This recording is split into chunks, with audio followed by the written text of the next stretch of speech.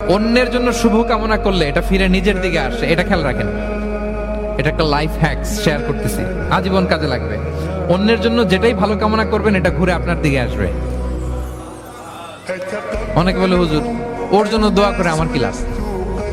নিজের জন্য আল্লাহ আমারে মাফ করে দাও, আল্লাহ আমারে সমৃদ্ধি দাও, আল্লাহ আমার বেতন বাড়াও, আল্লাহ আমার ব্যবসায় বরকত দাও, আল্লাহ আমার ছেলেরা হাফেজ বানাও, আল্লাহ আমার বউ, আল্লাহ আমার মেয়ে, আল্লাহ আমার আমার আমার সব আমার ভালো আপনি চাচ্ছেন নিজের জন্য, অন্যদের জন্যও চান।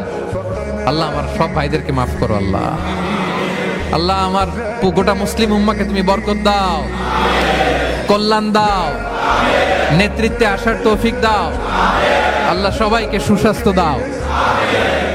এটা ফিরে আপনার দিকে আসবে।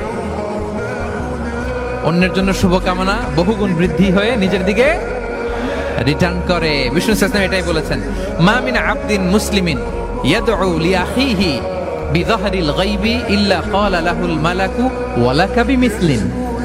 কেউ যদি তার ভাইয়ের অনুপস্থিতি তার ভাইয়ের জন্য দোয়া করে, ফেরেশতারা ওই দোয়াটা তার জন্য আগে আগে করে।